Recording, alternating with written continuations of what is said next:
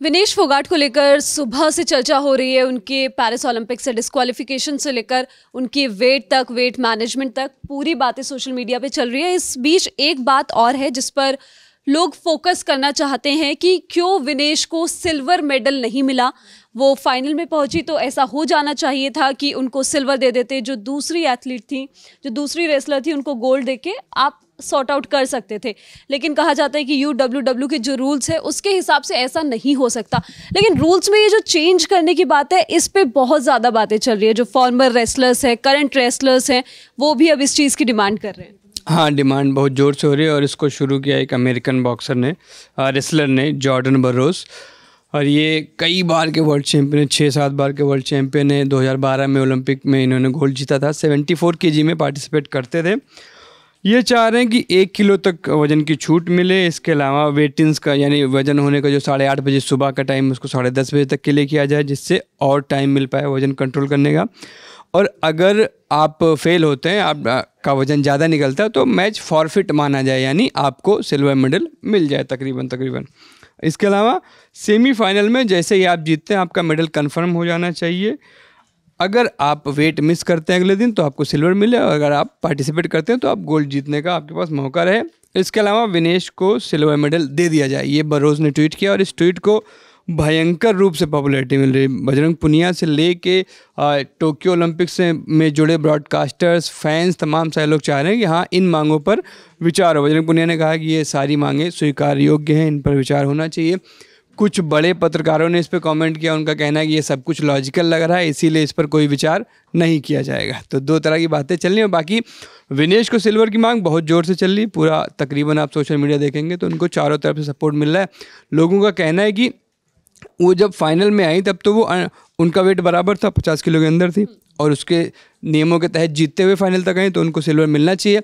लेकिन फिर बात वहीं आ जाती है रूल्स की। रूल्स यही कहते हैं UWW के कि अगर आपने फेल किया, कोई वेट में आप फेल होती हैं तो आपका पूरा, या होते हैं तो फिर पूरा आपका जो भी रिजल्ट थे वो नल एंड वाइड हो जाते हैं। तो इस हिसाब से अब जब भी जहाँ भी ऑफिशियली लिखा जाएगा पेरिस ओलंपिक्स का वीमेंस रेसलिंग 50 kg, वहाँ विनेश फोगाट का नाम आएगा कि इन्होंने लास्ट फिनिश किया। अभी के जो रूल्स हैं, अब इन रूल्स में बदलावों की बात चल रही है। ये जो बात है कि आप शुरू में वेट देख लीजिए, जब आप एंट्री करते हैं राउंड ऑफ 16 में जब आप पहुंचे तो आपका वेट 49.9 kg था, और उसी को कैरी फॉरवर्ड करने की बात की जा रही है। लेकिन इस बीच क्योंकि बाउट्स लगातार नहीं होती हैं, इनमें काफ़ी टाइम का गैप होता है, और इवन सेमीफाइनल से फाइनल तक का पूरा एक दिन का गैप हो गया। तो ऐसा नहीं होगा कि अगर आप ऐसे कर रहे हो तो रेसलर्स इस बीच ऑफकोर्स कुछ खाते हैं, जो वेट कट करते हैं उसको वापस वो फ्लूइड्स के जरिए एनर्जी वापस लाने की कोशिश करते हैं। तो ये एक थोड़ा सा अनफेयर एडवांटेज भी तो हो सकता है, क्योंकि एक में भी कुछ खाए ना, दूसरा काफ़ी हैवी हो जाए। हाँ, ये हो सकता है, बिल्कुल हो सकता है। और ये इन्हीं सब चीज़ों को ध्यान में रखते हुए अभी के मौजूदा नियम बनाए गए। और UWW एकदम अड़िग है। उनका कहना है कि हम कोई बदलाव नहीं कर रहे। आपको नियम से समस्या है, आप अपनी नेचुरल वेट कैटेगरी में खेलिए। यानी अगर आपका नेचुरल वेट 70 किलो है तो आप उसके आसपास वाले में खेलिए, 67 के लिए, 73 के लिए, 70 के लिए, जो कैटेगरी हो उसमें आप पार्टिसिपेट करिए। आपका अगर नेचुरल वेट 67 है या 68 है, उसके बाद आप 50 में पार्टिसिपेट कर रहे हैं, तो ये हमारा हेडेक नहीं है। UWW का ये स्टांस है अभी तक, और यही स्टांस आगे भी रहेगा। क्योंकि ये जो गेम है, इसमें मुझे लगता है कि हमारे पास उतनी पावर नहीं है। वोटिंग पावर काफ़ी कुछ डिसाइड करती है हर तरह के गेम्स में। ICC में हम इसीलिए मजबूत हैं क्योंकि हमारे पास बहुत सारे पावर्स है, तमाम सारा बहुत बड़ा हम मार्केट है। ये जो उन्होंने कुछ बदलाव सुझाए हुए हैं, हाँ, ये बता दिए मैंने, गिना दिए, ये गिना दिए, सारे गिना दिए। और ये बदलाव नहीं लागू हो पाएंगे, ये भी बता दिया क्यों नहीं लागू हो पाएंगे, क्योंकि ये सारे लॉजिकल हैं।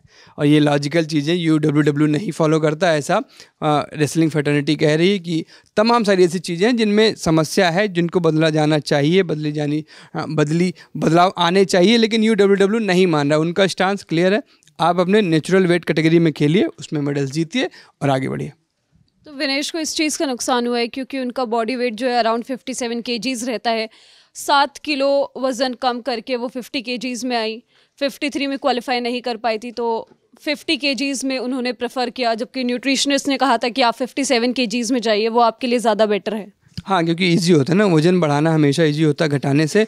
और ये बिल्कुल ही अगेंस्ट था, सबके अगेंस्ट विनेश गई, अपनी बॉडी के भी अगेंस्ट गई, क्योंकि इनको बहुत ज़्यादा स्टार्व करना पड़ा इसके लिए 50 kg में बने रहने के लिए। इन्होंने जब 2019 में 50 से 53 kg में शिफ्ट किया था, तो इसके पीछे यही रीज़न था कि ये 50 kg में 48 kg, सॉरी तब 48 kg कैटेगरी होती थी, उसमें एडजस्ट नहीं हो पा रही थी, बार बार इनका वजन बढ़ जा रहा था, तो ये 53 में गई थी।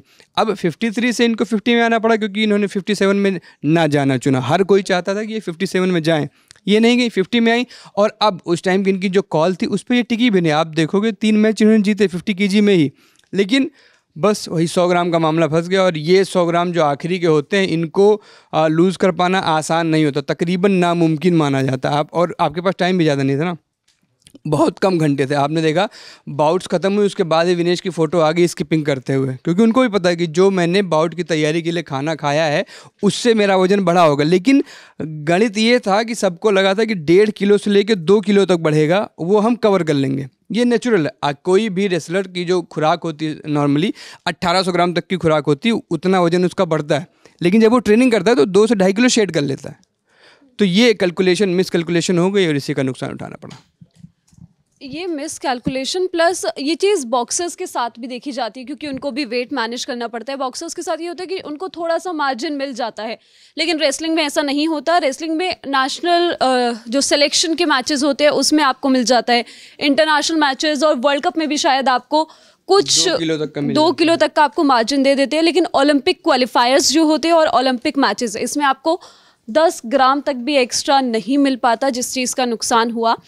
और यही चीज़ कि बॉक्सिंग में आपको इस सब का फ़ायदा मिल जाता है। लवलीना के केस में लवलीना बोरगोहेन जो कि ऑलरेडी ओलंपिक चैंपियन है, टोक्यो में ब्रॉन्ज मेडल उनको मिला था, उन्होंने इस साल अपना वेट कैटेगरी थोड़ा सा बढ़ाया था। उसके बाद उन्होंने भी यही चीज़ कही थी कि मैं ज़्यादा कंफर्टेबल हूँ क्योंकि मैं आराम से खा पाती हूँ और मुझे पावरफुल फील होता है अपने अंदर।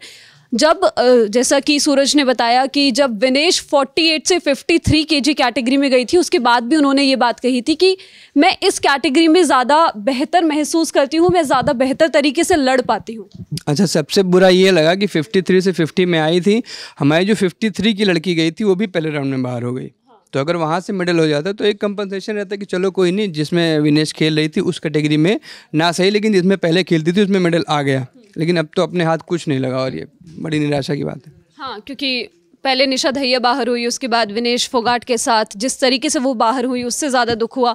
अंतिम 10-0 से हार गई, टेक्निकल सुपीरियरिटी उनके साथ रहा।